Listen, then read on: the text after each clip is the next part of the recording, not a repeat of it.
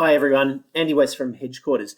Now, given what we've seen at the start of 2023 with a strong rally in markets, I wanted to place a focus on what was happening underneath the surface of the market because there's some interesting changes afoot that investors might not be seeing.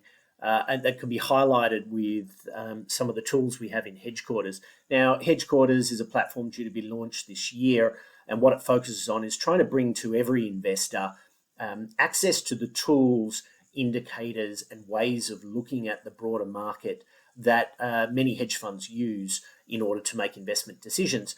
And the overarching objective of the platform is simply from macro to micro, connecting the dots, showing the prevailing trends, what's changing, and therefore allowing investors to make good decisions.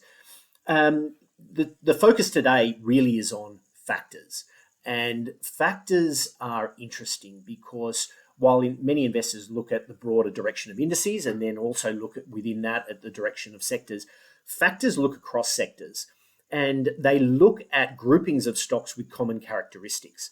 And by looking at that at the moment, we can start to get some understanding of more of what is shaping the market in 2023 because this has caught some investors out. So within the HedgeQuarters platform, we have a number of dashboards. Dashboards present information visually, right from macroeconomy to sectors to factors, asset allocation, fundamental trends, and even market valuation and risk views. You're looking right now at the factor timing dashboard. Factors are plotted as their ETF equivalents and presented in a variety of fashions, with the chart in front of you being essentially the overall long factor ETF with the S&P 500 plotted in the black line so you can see it against the benchmark. What's happened so far this year is really interesting, and that is shown in the direction of the gold line. That is, the growth factor ETF has significantly outperformed the S&P 500. At the same time, we've seen material underperformance in the red line, the momentum factor ETF. It has materially underperformed to an extent we haven't seen really since 2020 and then many years previously. And that has caught out many quantitative hedge funds, many other investors, given what it's expressing is that the stocks that worked in 2022 have ceased to work. They've unwound, and the stocks that lagged in 2022 have accelerated and they've grown. So anyone who still hadn't reshaped their portfolio has had a bit of a tougher period in that, certainly the first month of 2023. Why is this happening? It's happening for a variety of reasons, but it's all because of changes in the macroeconomic picture of where the expectations lay and where they're moving to. In 2022, the prevailing wisdom was that certainly the US and the world was moving towards recession fairly rapidly. But then towards the end of the year, we started to get data points and announcements that suggested there might be a bit of a reacceleration happening. First of those, obviously, was China in terms of their reopening dynamic. That happened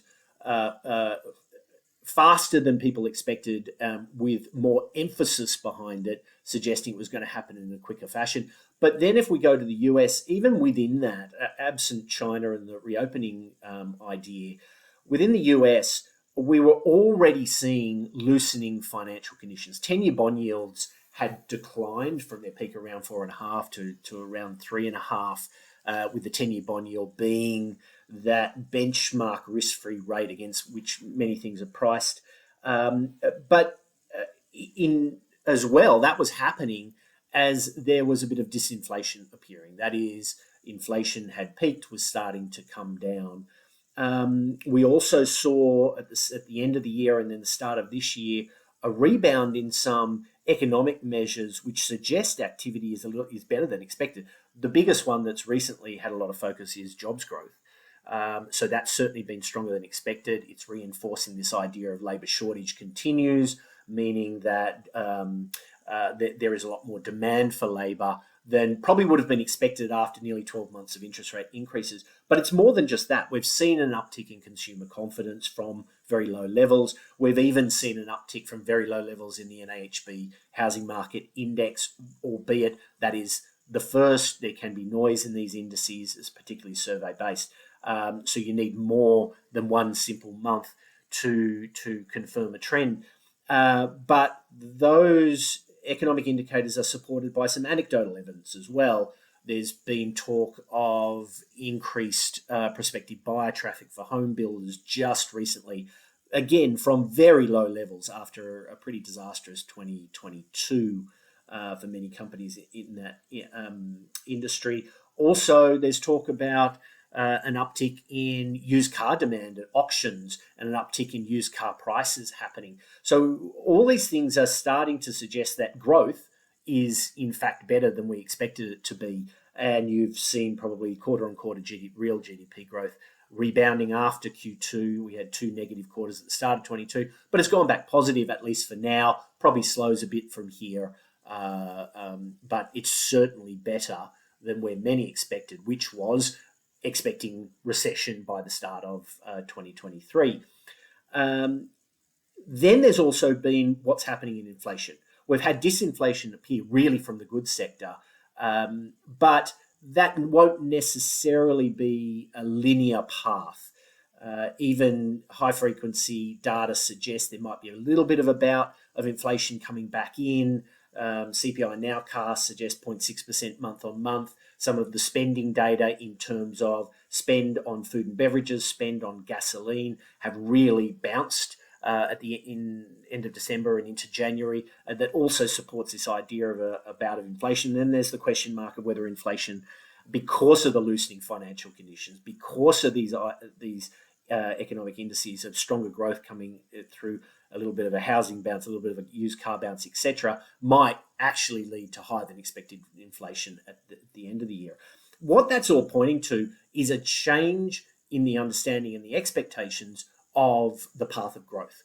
And that's resulted in people changing the shapes of their equity market portfolios that has led to this rotational aspect that we're seeing in the factor indices. So the dashboard then allows us to see what's happening factor by factor on a relative basis versus the benchmark, and even on a relative basis between factors.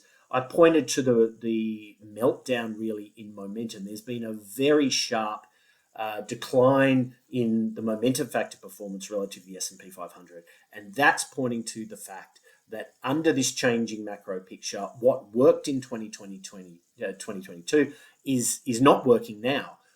We've had the bounce in growth stocks. That was one of the lagged sectors last year. They have rebounded from very low levels. But at the same time, you've also had, as money moves back into those sectors, then the defensive sectors that were a big part of that momentum in 2022, staples, healthcare, utilities, underperform that bounce. So anyone who is still exposed to that defensive portfolio construction has had a bit of a tough time in the first month of the year. With the growth factor, you've seen a very strong bounce in the growth factor relative to the S&P 500, tech, etc., being a big part of that. But what we can also see, and I'll talk to this as to when we come to what we are expecting to happen from here, at least on short-term indicators, there is some evidence that these rotations go so far, but then they get too stretched and money moves back. And so the momentum factor underperformance has been quite extreme, at least on daily measures. The growth factor outperformance has been quite extreme. And we might see a little bit of a shift and unwind of that outperformance as this macroeconomic picture, we get more data, it keeps changing, it keeps shifting, because it won't all be linear in the course of this year. In terms of the value factor and the outperformance of value stocks that happened in certain parts of 2022, that's tended to unwind now. Again, the unwind of what's worked previously. Quality has been pretty consistent, I have to say, as a performer. Stocks with higher ROEs, margins, cash flows, etc., albeit maybe a little bit of a pullback after a very strong bounce recently. Size factor has worked, meaning stocks, larger cap stocks have started to outperform again after a period in which smaller cap stocks in 2022, because of many small cap stocks being at very low PEs, as the value factor was performing, so was some of those low value small caps. But some of the large caps have come back into favour as we go through. And lastly, low volatility. It worked very, very well in 2022. That is low risk, low beta stocks that whole idea of growth evaporating, therefore be defensively positioned, well, that has suddenly unwound rapidly as money has moved back again to the growth. Will that continue? That is the big question. And really, investors need to be looking at these factors and seeing how they're performing with respect to timing indicators, because I would expect in the context of 2023 quite a few shifts.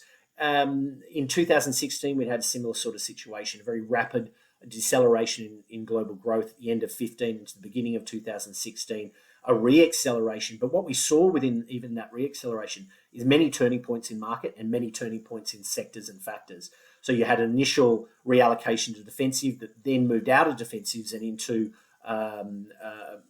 growth and a higher risk appetite stocks later on in that year. That might be working slightly differently in 2023, but the idea of rapid shifts and changes in your portfolio construction being necessary, the need to be nimble in a backdrop of a year whereby there is still the impact, lagged impact of interest rates coming through that dampens growth, but there's still very, very strong labour demand, a bout of inflation, a re-acceleration just for now. That will last for only a certain amount of time and likely then to shift back. So which underscores that idea again of a rotational point in January and future rotational points coming up, with factors being able to provide insight on that, particularly if you look at the timing aspects. You can already see here, just at the bottom, momentum may have sharply underperformed, but then we're having a little bounce already. So as groupings of stocks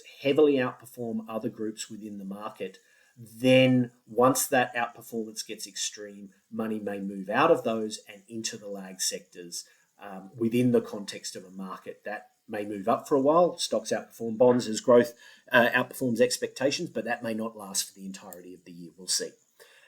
So that's usage of the HedgQuarters dashboards, particularly with an insight on factor performance, because it's slightly different to the way many people look at the market. So hopefully it provides some additional insight on what's happening right now. But showing some of the capabilities of HedgQuarters very quickly and the idea of macro to micro, we can look at and allow investors to look at very quickly overall macroeconomic dashboards split between regions and leading economic indicators, right down to coincident economic indicators and lagged economic indicators. The idea of splitting these out is really to focus on that idea of change, because when change occurs, as we've pointed out with the recent macro picture, it results in shifts in money in and out of areas of the market. And so being ahead of these changes, or understanding where the leading indicators are pointing versus the coincident indicators, which points to what's happening now, versus the lagged indicators like CPI, etc., can help you make decisions on the portfolio. That's macroeconomic. Then obviously we drill down into sectors, sector by sector. This is the information technology sector dashboard, and there'll be dashboards across individual sectors, which starts with allowing you to, from a technical or fundamental standpoint, look at how the sector itself might be performing versus, say, the S&P 500, but then delve down into subsectors as well, because performance is not always uniform, and under different conditions, performance, you might want exposure to different areas of the market because they will perform better. But areas of the market, subsectors and sectors, perform for a reason. And so the dashboards then allow you to drill down into revenue and cost drivers, search trends to get more up-to-date indicator of demand, and then right down to the stocks themselves. To focus on some of them, again, information technology focused, revenue and cost drivers and the dashboards associated with that look at the drivers of price, volume, and cost for companies, given they drive typically the big P&L changes and the big P&L outcomes that drive the cash flows and valuations of stocks. As we go down, you can see everything from charting, what's happening on advertising prices, internet advertising prices, semiconductors, PCs, laptops, etc., for these sectors. But as we go sector by sector, it plots what's important, the big drivers of each grouping of companies. Then if we drill down into a separate sector, say consumer discretionary, you can start to see other things that are very important.